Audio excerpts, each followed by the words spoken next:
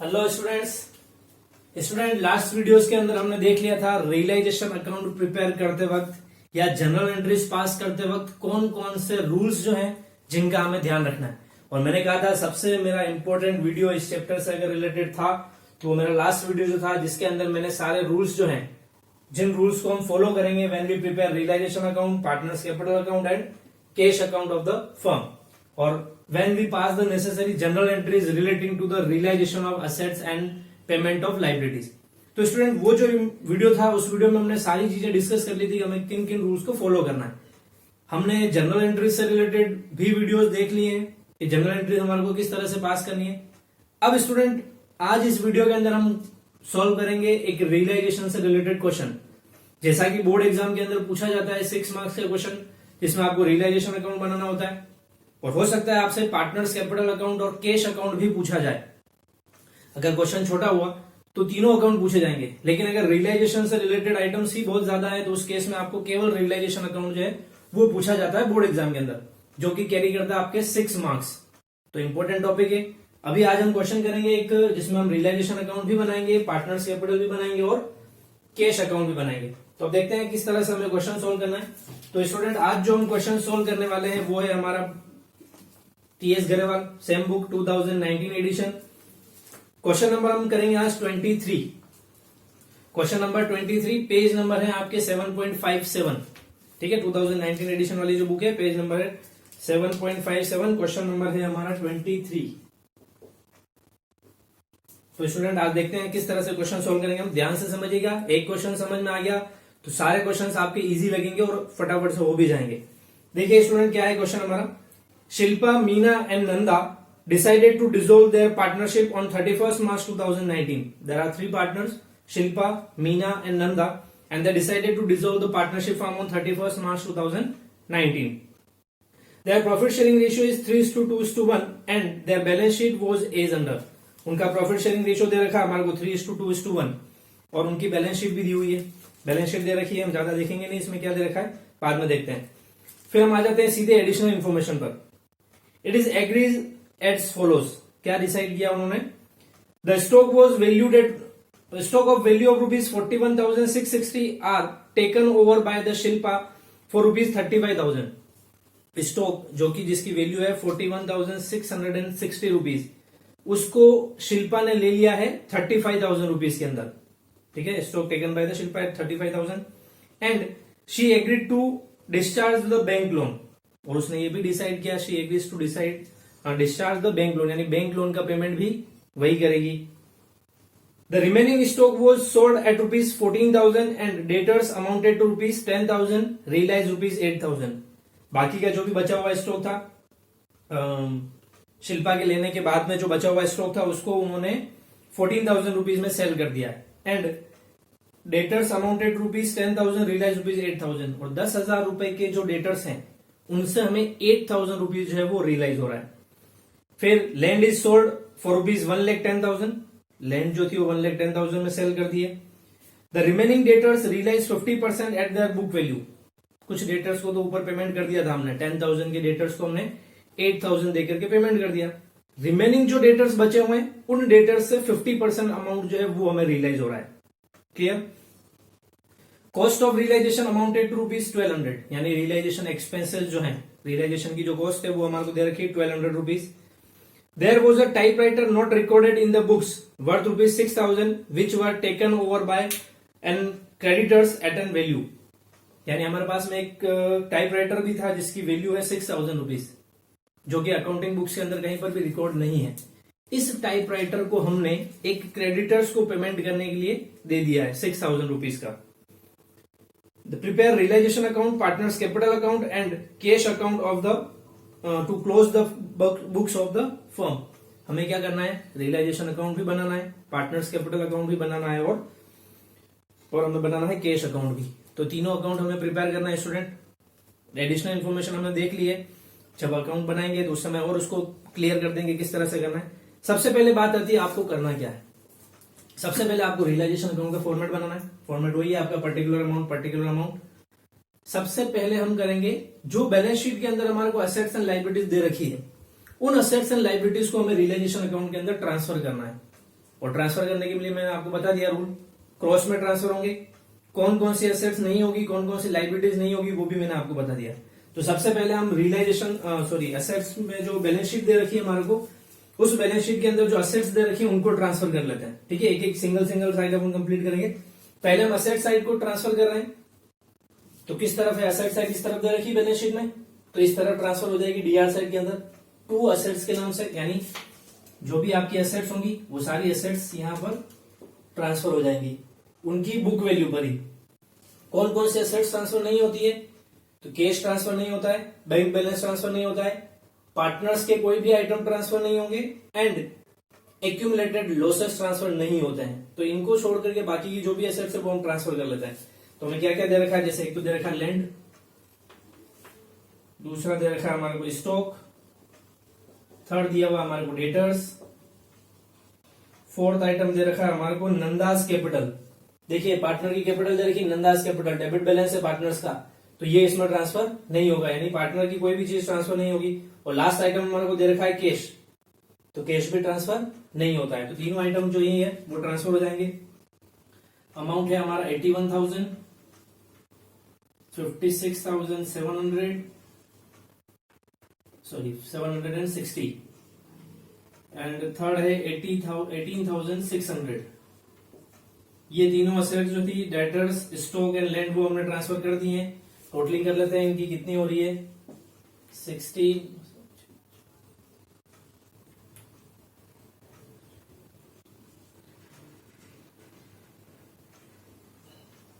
1,56,360।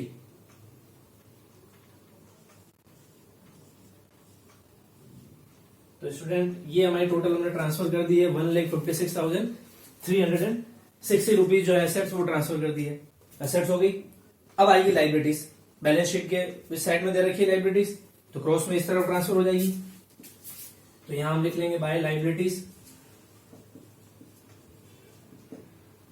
जो भी लाइबिलिटीज कौन कौन सी ट्रांसफर होंगी देख लेते हैं। देखिए पार्टनर्स कैपिटल का बैलेंस दे रखा है, तो हम जानते हैं पार्टनर्स की कोई भी चीज ट्रांसफर नहीं होती है। बैंक लोन दे रखा है, बैंक लोन आउटसाइडर्स लाइबिलिटी है, ट्रांसफर हो जाएगी, तो वो ट्रांसफर कर देते हैं बैंक लोन। बैंक लोन का अमाउंट हमें दे रखा है 20,000 रुपीज। नेक्स्ट दे रखा है हमारे को क्रेडिटर्स, तो क्रेडिटर्स भी आउटसाइडर्स लाइबिलिटी, वो भी ट्रांसफर हो जाएगी। तो क्रेडिटर्स ट्रांसफर हो जाते हैं 37,000। फिर उसके बाद दिया हुआ हमारे को प्रोविजन फॉर डाउटफुल डेप्ट, तो ये भी ट्रांसफर हो जाएगा। प्रोविजन फॉर डाउटफुल डेप्ट अमाउंट है हमारा 1,200 रुपीज का। और लास्ट आइटम हमारे को दे रखा है जनरल रिजर्व, तो जनरल रिजर्व जो है वो है एक्यूमुलेटेड प्रॉफिट, तो एक्यूमुलेटेड प्रॉफिट ट्रांसफर्स नहीं होते हैं। बस ये तीन लाइबिलिटीज जो थी वो तीनों लाइबिलिटीज यहाँ पर ट्रांसफर हो जाएगी। इसके अलावा जनरल रिजर्व ट्रांसफर नहीं होगा और पार्टनर्स कैपिटल का बैलेंस ट्रांसफर नहीं होगा। टोटलिंग कर लेते हैं इनकी, ये हो जाएंगे आपके 58,200। ठीक है, तो ये हमने ट्रांसफर कर दिया एसेट्स एंड लाइबिलिटीज। अब हमारा स्टूडेंट बैलेंस शीट से अब कोई लेना देना नहीं है रियलाइजेशन के लिए। अब हम आ जाते हैं हमारी एडिशनल इंफॉर्मेशन जो दे रखी है उस पर, कि किस एसेट से कितना अमाउंट रियलाइज हो रहा है, कौन सी लाइबिलिटीज को हम कितना पेमेंट कैसे कर रहे हैं, वो सारी चीजें। तो ध्यान से समझिएगा इसको, मेन चीज जो है यही है। ये तो इजी वे में ऊपर से ट्रांसफर हो जाएंगे। आगे की बात, first transaction, the stock of the value of rupees 41,660 are taken over by Shilpa for rupees 35,000। Stock जो की है जिसकी वैल्यू है 41,660 रुपीज, उसको शिल्पा ने ले लिया है 35,000 में। कितने में? 35,000 में। तो स्टूडेंट था कितने का वो यहां पर मेंशन नहीं होगा, क्योंकि वो हम ऑलरेडी ट्रांसफर कर चुके हैं स्टॉक को यहां पर। अब उसको लिया कितने में है वही वैल्यू हमारे को शो करनी है, यानी उस एसेट से कितना अमाउंट रियलाइज होगा वही अमाउंट हमारे को शो करना है। तो स्टॉक इस तरफ लिखा हुआ है हमने, जब अमाउंट रियलाइज होता है तो हम क्रॉस में लिखते हैं इस तरफ। किसने लिया स्टॉक? शिल्पा ने। तो हम किस नाम से लिखेंगे यहां पर? By Shilpa's capital account. ठीक है, स्टॉक लिया है तो ब्रैकेट में लिख देते हैं स्टॉक। कितने में लिया है?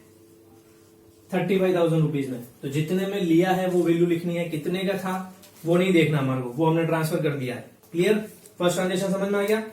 अगला ट्रांजेक्शन इसी के बाद में, and she agrees to discharge the bank loan Shilpa ने ये भी एग्री किया है कि वो बैंक लोन भी डिस्चार्ज कर देगी, यानी बैंक लोन का पेमेंट वो करेगी। देखिए बैंक लोन किस तरफ लिखा हुआ है आपने, लाइबिलिटी ट्रांसफर इस तरफ हुई थी, तो इसका पेमेंट होगा तो किस तरफ लिखेंगे, रिवर्स साइड में। तो किसने लिया है, शिल्पा ने, तो क्या लिख देंगे, शिल्पास कैपिटल अकाउंट। किसका पेमेंट हो रहा है, बैंक लोन का। कितने का है, 20,000, तो पूरा 20,000 रुपीज यहां लिख देंगे, क्योंकि हमारे को क्वेश्चन में दिया हुआ नहीं है कि बैंक लोन का कितना पेमेंट वो कर रही है, लेकिन खाली ये लिखा है bank loan discharge by the Shilpa. तो टोटल बैंक लोन का पेमेंट 20,000 रुपीज शिल्पा करेगी, तो शिल्पा के कैपिटल के नाम से लिख दिया। फिर नेक्स्ट है ट्रांजेक्शन हमारा, the remaining stock was sold eight ₹14,000। देखिए आधा स्टॉक तो इसने शिल्पा ने ले लिया था 35,000 में, बाकी का जो बचा हुआ स्टॉक है उसको उन्होंने सेल किया है 14,000 रुपीज के अंदर। डायरेक्ट अमाउंट दे रखा है हमारे को 14,000 रुपीज, सेल जो किया वो तो अमाउंट रियलाइज होगा। देखिए स्टॉक इधर लिखा था स्टार्टिंग में, तो अभी अमाउंट रियलाइज होगा, क्रॉस में लिखते हैं किस नाम से, बाय, किस नाम से लिखते हैं, बाय कैश अकाउंट के नाम से। इसका अमाउंट रियलाइज हो रहा है स्टॉक का, कितने रुपए रियलाइज हो रहे हैं, 14,000 रुपीज। तो ये 14,000 रुपीज यहां लिख लेते हैं हम लोग। समझ में आ रहा है ना सबको, स्टॉक इस तरफ लिखा हुआ था, रियलाइज होगा तो क्रॉस में लिखते हैं। आधा शिल्पा ने लिया वो शिल्पा के नाम से लिख दिया, आधा हमने सेल किया तो कैश के नाम से लिख दिया 14,000। Next transaction, and debtors amounted to ₹10,000 realise ₹8,000। Debtors amounted to ₹10,000 realise ₹8,000, यानी 10,000 रुपए के डेटर्स जो हैं उन डेटर्स से जो हमारे को अमाउंट रियलाइज हो रहा है वो केवल 8,000 रुपीज ही है। कितना, 10,000 के डेटर्स से 8,000 रुपए रियलाइज हो रहे हैं, तो जितना रियलाइज होगा वही लिखेंगे। डेटर्स किधर लिखे हुए, देखिए इधर लिखे हुए हैं, तो इनसे जो अमाउंट होगा रियलाइज वो इधर लिखेंगे, किस नाम से, बाय कैश के नाम से। ये लिख लेते हैं हम यहाँ पर बाय कैश, किससे अमाउंट रियलाइज हो रहा है, डेटर्स से, ये हमने लिख लिया डेटर्स। कितना अमाउंट रियलाइज हो रहा है, 8,000 रुपीज, ठीक है। 10 के डेटर्स है, 8,000 रुपए रिसीव हो रहे हैं उनसे। Next transaction, land is sold for ₹1,10,000। Land को हमने सेल कर दिया 1,10,000 रुपीज में। देखिए लैंड इस तरफ लिखी हुई है, तो सेल करेंगे इसका भी अमाउंट इसी तरफ आएगा, बाय कैश के नाम से ही। तो बाय कैश अकाउंट, लैंड से अमाउंट रियलाइज हो रहा हमारे को 1,10,000 रुपीज। क्लियर, आप चाहें तो ये एक ही साथ बाय कैश करके तीनों उसमें लिख सकते हैं, लेकिन जैसे जैसे हमारा ट्रांजेक्शन आ रहा है हम उसके अकॉर्डिंग लिखना, कोई प्रॉब्लम वाली बात नहीं। अगला transaction, the remaining debtors realise 50% of their book value. Remaining debtors realise 50% of their book value. अब ये देखना पड़ेगा रिमेनिंग डेटर्स बचे कितने हमारे पास में। देखिए स्टूडेंट, हमारे को टोटल डेटर्स जो गिवन थे वो थे 18,600 रुपीज के।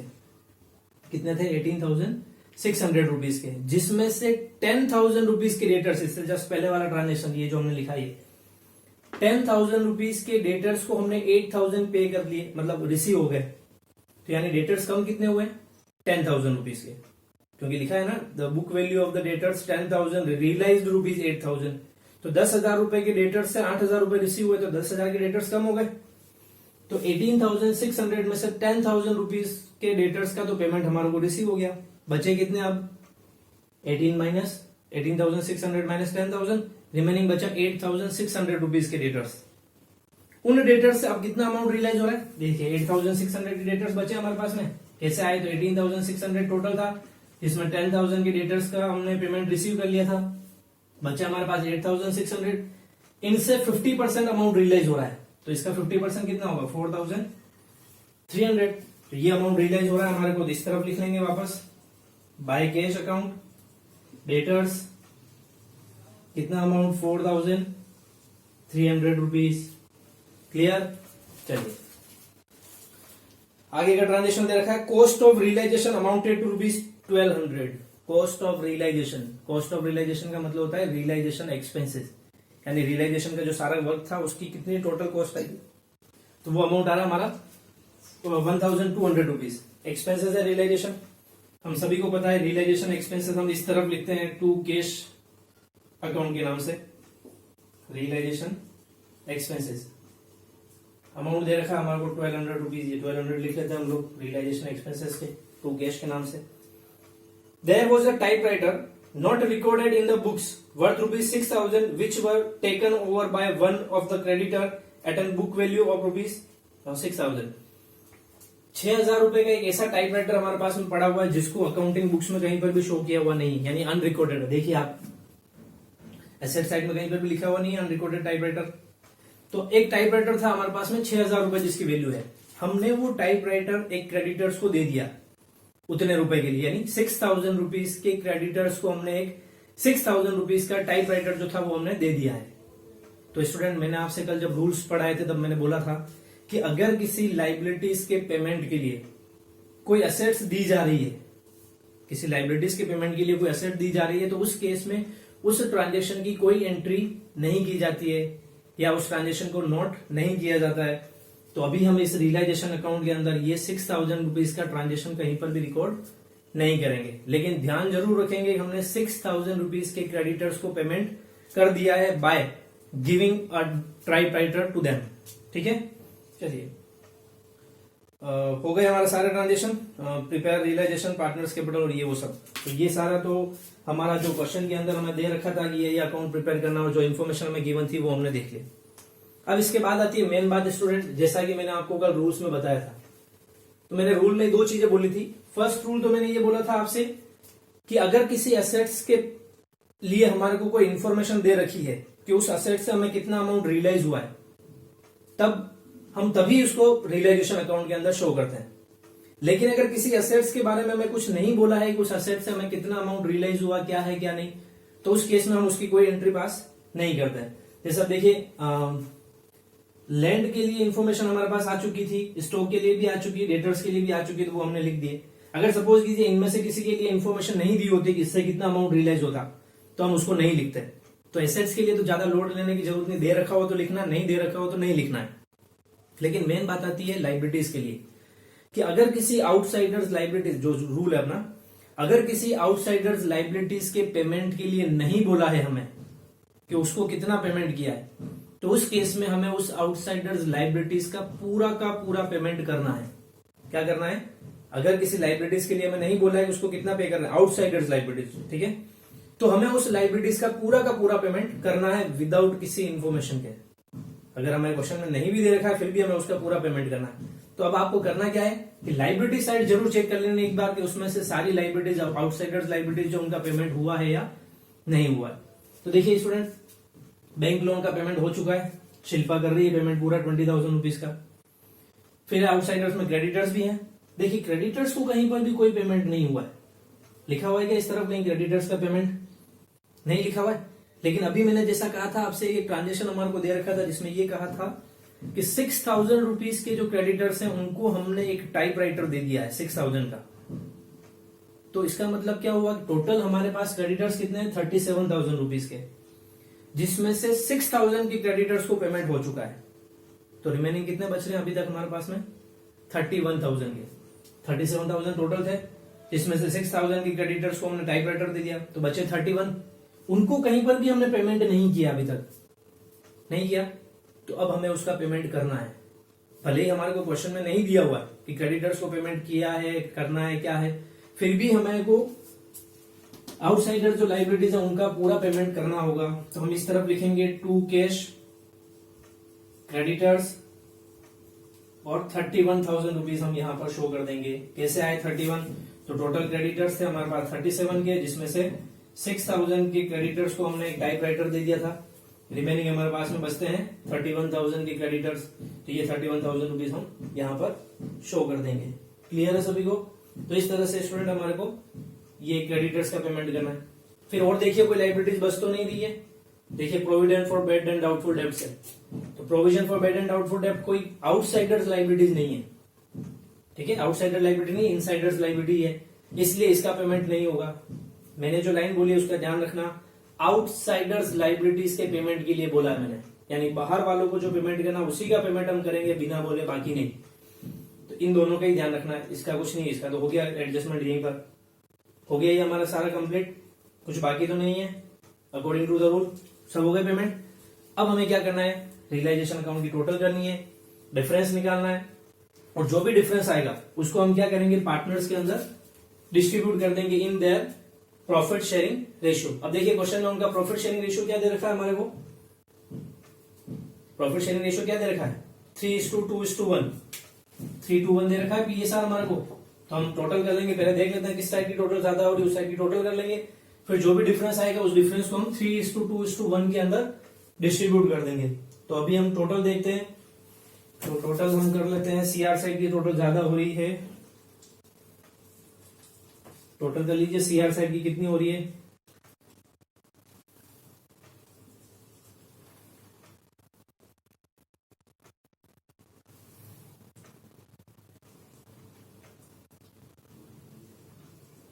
तो स्टूडेंट सीआर साइड की टोटल आ रही है हमारी 2,29,500 रुपीज।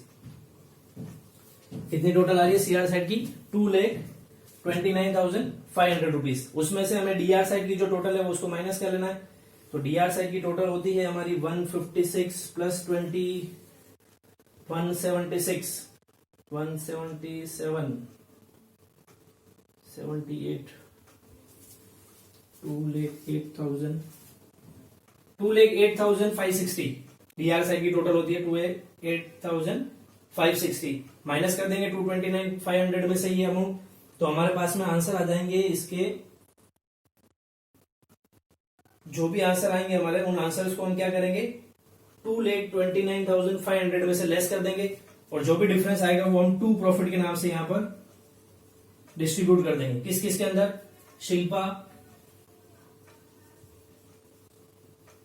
शिल्पास कैपिटल के नाम से, फिर है नेक्स्ट अपनी मीनास कैपिटल, और थर्ड नंबर पर आती है हमारी नंदास कैपिटल। तो स्टूडेंट जो भी हमारा प्रॉफिट आ रहा है सीआरडीआर एडलेस करने पर वो आप लोग कर लेना। क्या आ रहा है अमाउंट? मैं डायरेक्ट अमाउंट लिख रहा हूं, उनका प्रॉफिट डिस्ट्रीब्यूट करने के बाद जो अमाउंट आ रहा है वो, तो 10,470 का आएगा अमाउंट फर्स्ट शिल्पा का। 6,980 जो है वो अमाउंट आएगा हमारा मीना का, और थर्ड वाला जो है वो है 3,490। ये अमाउंट तीनों का डिस्ट्रीब्यूट करने पर आ रहा है। टोटल आपकी हो जाएगी वापस से 2,29,500 रुपीज।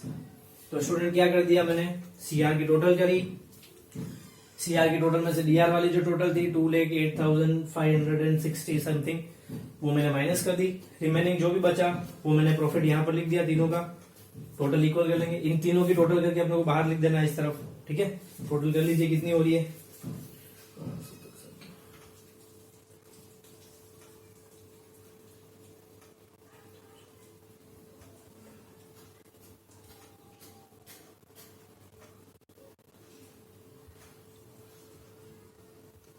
तो स्टूडेंट हमारा जो प्रॉफिट आ रहा था वो आ रहा था 20,840 का, तीनों को 20,840 आ रहा है। इसको हमने डिस्ट्रीब्यूट किया था 3:1 के अंदर, सीआर माइनस डीआर करने पर अमाउंट ये आ रहा है। इसको डिस्ट्रीब्यूट किया 3:1 में, तीनों में अमाउंट ये आ गया। ये क्लियर है सभी को? तो किस तरह से हमें रियलाइजेशन बनाना, मेन चीज जो है रियलाइजेशन ही है, बाकी वो कुछ भी नहीं है। तो इसको समझ लीजिएगा, 6 मार्क्स का क्वेश्चन आता है बोर्ड एग्जाम के अंदर, ठीक है। अब हमें जैसा इस क्वेश्चन में पार्टनर्स कैपिटल अकाउंट भी बनाना है और कैश अकाउंट भी बनाना है, तो अब हम नेक्स्ट अपना अकाउंट जो है पार्टनर्स कैपिटल अकाउंट वो बना लेते हैं। किस तरह से बनेगा, तो स्टूडेंट अब पार्टनर्स कैपिटल आप पहले भी बना चुके हैं, किस तरह से बनेगा, सेम वैसे ही बनाना है हमारे को पार्टनर्स कैपिटल। सबसे पहले हम पार्टनर्स कैपिटल के अंदर लिखते हैं बाय बैलेंस बीडी। जो पार्टनर्स की कैपिटल का ओल्ड ओपनिंग बैलेंस जो दे रखा होता है उसको बैलेंस बीडी के नाम से लिख देते हैं। अभी देखिए स्टूडेंट, मैंने ये जानबूझकर ये क्वेश्चन लिया क्योंकि इस क्वेश्चन में दो पार्टनर की कैपिटल का बैलेंस तो दे रखा है सीआर में, और एक पार्टनर की कैपिटल का बैलेंस दे रखा है डीआर। यानी लाइबिलिटी साइड के अंदर शिल्पा और मीना की कैपिटल दे रखी 80,000 एंड 40,000, 80,000 एंड 40,000 शिल्पा और मीना की कैपिटल दे रखी है। लेकिन नंदा की कैपिटल जो है वो एसेट साइड में दे रखी है 23,000। तो हम क्या करेंगे, नंदा की कैपिटल जो है वो इस तरफ लिखेंगे टू बैलेंस बीडी के नाम से। कितनी है, 23,000 रुपीज। आया समझ में? लाइबिलिटी साइड वाले टोटल बैलेंस उधर चला गया बैलेंस बीडी के नाम से, और असेट साइड में जिसका बैलेंस था नंदा का वो हमने इस तरफ लिख दिया है 23,000 टू बैलेंस बीडी के नाम से, ठीक है। अब स्टूडेंट क्या ध्यान देना है आपको, अब जो चीजें रियलाइजेशन के अंदर ट्रांसफर नहीं हुई थी वो बचे कुछ आइटम जो है वो पार्टनर्स कैपिटल के अंदर जाते हैं। लाइक पार्टनर्स की कैपिटल का बैलेंस, पार्टनर्स करंट अकाउंट का बैलेंस, फिर उसके अलावा एक्यूमुलेटेड प्रॉफिट एंड लॉस। तो ये सारी चीजें जो होती है वो पार्टनर्स कैपिटल अकाउंट के अंदर ट्रांसफर होती है। तो देखिए हमने पार्टनर्स कैपिटल का बैलेंस तो लिख दिया, फिर इसके अलावा अब जो बच रहा है हमारे पास में, वो बच रहा है एक्यूमुलेटेड प्रॉफिट्स के अंदर, यानी लाइबिलिटी साइड के अंदर हमारे को एक आइटम दे रखा है, वो है जनरल रिजर्व 12,000 रुपीज का। कितना है जनरल रिजर्व? 12,000 रुपीज का। तो वो जनरल रिजर्व हमारे को यहाँ ट्रांसफर करना है। अब आप सभी को पता ही है, बैलेंस शीट से जब कोई भी चीज ट्रांसफर होती है इन अकाउंट्स के अंदर तो क्रॉस में ट्रांसफर होती है। तो इस तरफ आ जाएगा बाय जनरल रिजर्व,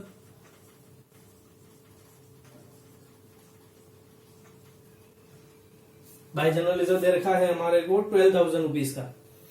पीएसआर है हमारा 321, तो डिस्ट्रीब्यूट कर देंगे इसमें, तो आंसर आ जाएंगे हमारे 321 में तो 6,000, 4,000 एंड 2,000। ठीक है, 12,000 रुपीज का हमारे को जो जनरल रिजर्व था वो हमने डिस्ट्रीब्यूट कर दिया पार्टनर्स में in their profit sharing ratio. और कोई ऐसा आइटम जो बच रहा है जो इसमें नहीं आया हो रियलाइजेशन में, तो देखिए एक हमारे पास कैश बच रहा ओनली, तो कैश वैसे भी हमारा इसमें नहीं आता है, कैश हमारा जाएगा कैश अकाउंट के अंदर, तो वो वहां जाएगा। बाकी हमने ये ट्रांसफर कर दिया है जो जनरल रिजर्व था हमारे पास में वो। अब देखिए स्टूडेंट, अब करना क्या है आपको, ये दोनों तीनों चीजें ट्रांसफर करने के बाद में आपको क्या करना है, रियलाइजेशन अकाउंट को देखना है। ध्यान से समझिएगा आपको, क्योंकि मैंने पहले जो वीडियोस बनाए उसमें ये नहीं बताया कि पार्टनर्स कैपिटल अकाउंट में क्या क्या चीजें जाती है, कैसे बनता है। ये फर्स्ट टाइम पढ़ रहे हैं हम लोग, तो ध्यान से समझना क्या करना है आपको। ये करना है रियलाइजेशन अकाउंट के अंदर हमारे को ढूंढना है कहां कहां पार्टनर्स कैपिटल का नेम हमने लिखा हुआ है। तो जहां जहां पार्टनर्स कैपिटल का नेम है वो सारे आइटम्स इसके अंदर ट्रांसफर हो जाएंगे क्रॉस में। ठीक है, हमेशा क्रॉस में ट्रांसफर होता है। पहले हम देखते हैं डीआर साइड में पार्टनर्स कैपिटल का नाम कहां लिखा हुआ है। यहां पर नहीं है, ये देखिए सबसे पहले लिखा हुआ है to Shilpa's capital account 20,000 rupees. तो आप क्या करेंगे, इसको ट्रांसफर करेंगे पार्टनर्स कैपिटल में। ठीक है, टू शिल्पास कैपिटल लिखा हुआ है, तो जब हम ट्रांसफर करेंगे तो किसका नाम आता है, जिस अकाउंट के अंदर वो लिखा हुआ है उसका नाम आता है। तो टू शिल्पास कैपिटल लिखा हुआ है तो ट्रांसफर किस नाम से होगा, बाय रियलाइजेशन के नाम से। ठीक है, जनरल एंट्री पता ही है आपको अकाउंट से कैसे बनती है, तो वैसे ही ट्रांसफर करेंगे तो बाय रियलाइजेशन आ जाएगा, यानी इस तरफ। तो हम यहां लिख लेते हैं बाय रियलाइजेशन अकाउंट,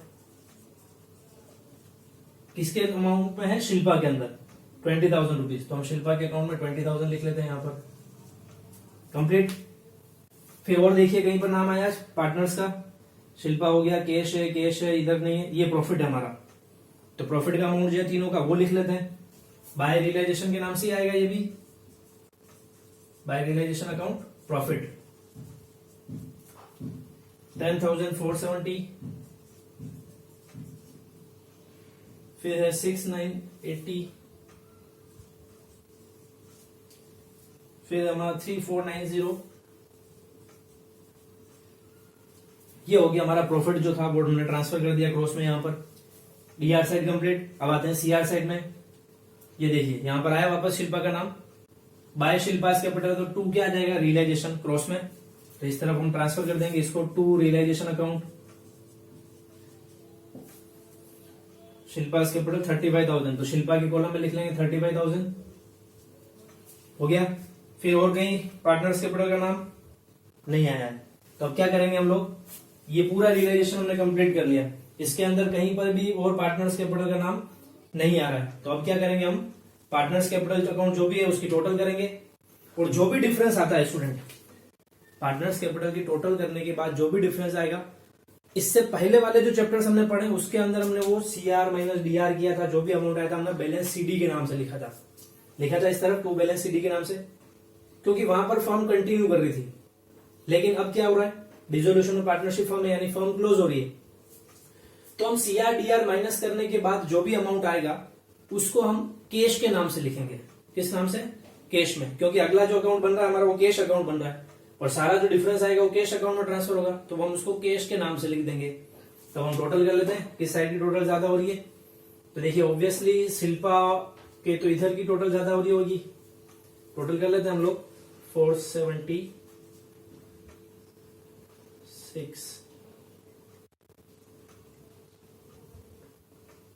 1,16,470 था ये शिल्पा की टोटल, इसकी हो जाएगी 50,980। इधर की हो रही है 2,35490।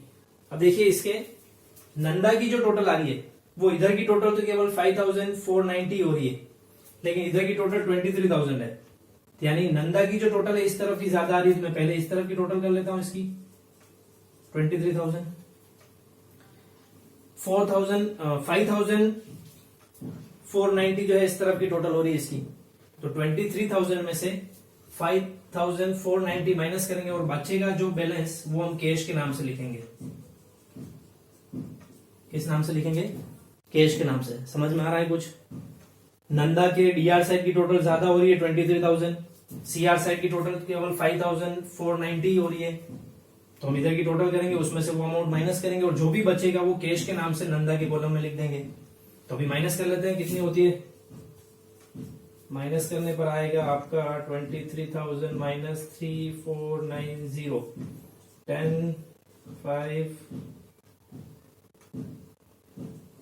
19,510।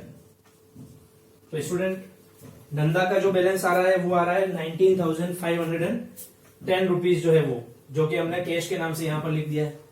अब बच रहे हैं हमारे दो, जिनकी उधर की टोटल सीआर साइड की टोटल ज्यादा हो रही है, तो उनका अमाउंट भी हम माइनस कर लेते हैं। कितना की अमाउंट हो रहा है?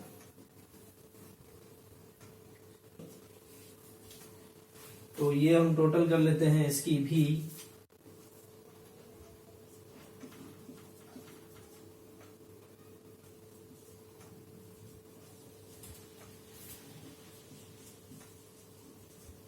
तो स्टूडेंट सीआर साइड की टोटल हो रही है 1,16,470, उसमें से 35,000 माइनस कर देंगे तो ये आ जाएगा हमारे पास में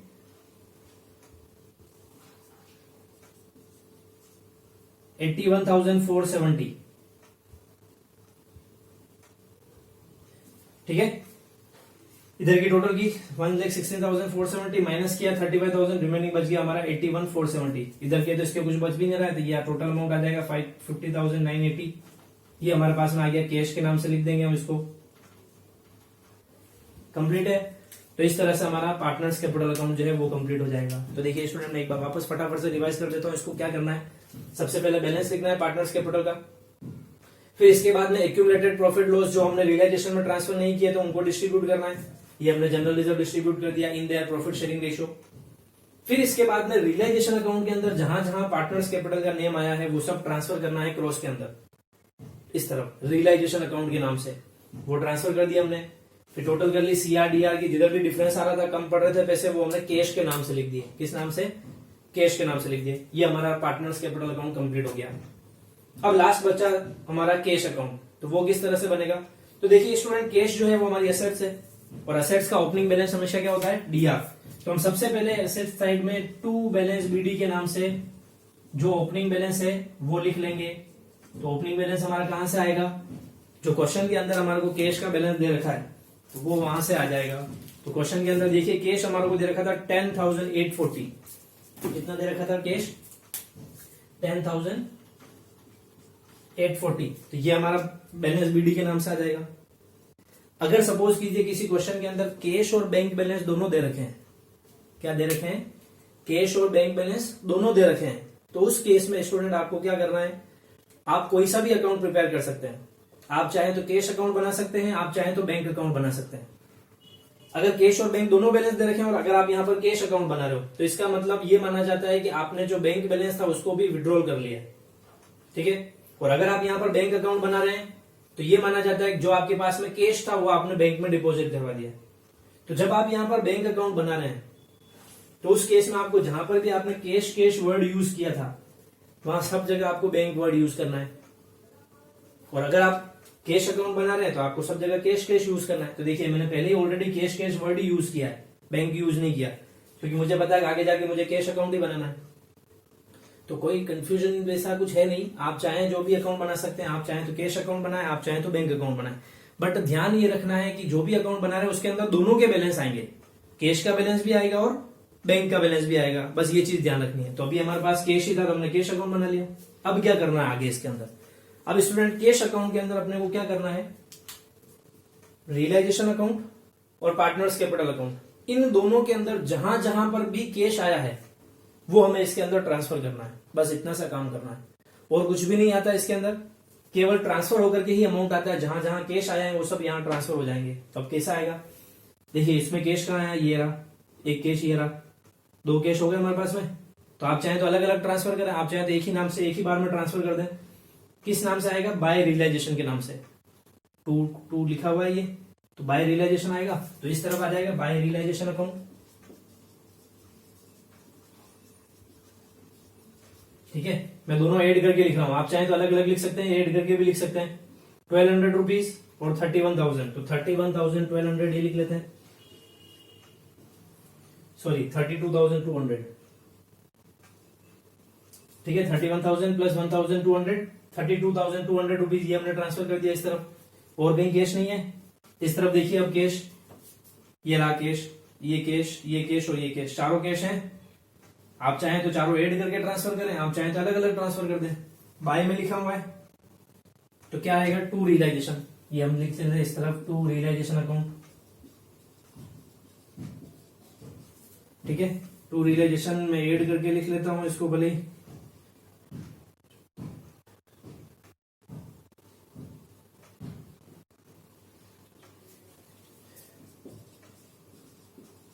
ये मैंने इनकी टोटल करके लिख दिया है, आप चाहें तो अलग अलग भी ट्रांसफर कर सकते हैं।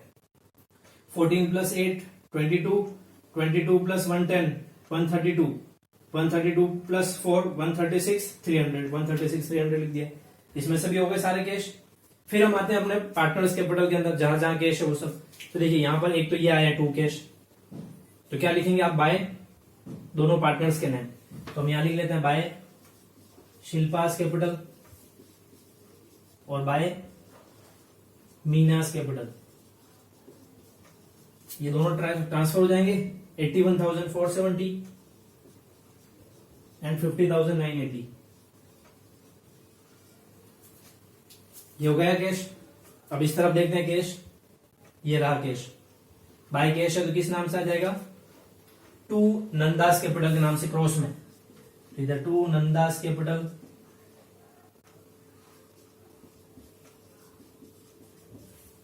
और अमाउंट है 19,510। तो स्टूडेंट ये सारी चीजें जो थी, जहां जहां कैश था अपने अकाउंट के अंदर, देखिए यहां पर भी कैश था वो भी हमने ट्रांसफर कर दिया, इस तरफ जो कैश था हमने वो भी ट्रांसफर कर दिया। चारों तरफ जो कैश थे हमारे, वो सारे कैश हमने ट्रांसफर कर दिए। अब हमारे को क्या करना है कि जो टोटल है हमारी, वो टोटल चेक कर लेनी है कैश के कॉलम की। कैश अकाउंट की जो टोटल है वो दोनों साइड की टोटल इक्वल आनी चाहिए। अगर आपके कैश की दोनों टाइप की टोटल जो है वो इक्वल आ रही है तो इसका मतलब आपने ये जो किया है सब कुछ वो सब सही है। लेकिन अगर कैश की टोटल बराबर नहीं आ रही है तो इसका मतलब आपने कहीं ना कहीं कोई ना कोई गलती की है। तो स्टूडेंट हम क्वेश्चन करने के बाद में चेक भी कर सकते हैं कि हमारा आंसर जो है वो सही आ रहा है या नहीं आ रहा है। तो अब हम टोटल कर लेंगे इसकी, जो भी टोटल आएगी इक्वल आनी चाहिए। अगर इक्वल आ गई तो इसका मतलब हमने सही किया है। तो अभी टोटल कर लीजिए आप लोग, कितना क्या हो रहा है टोटल।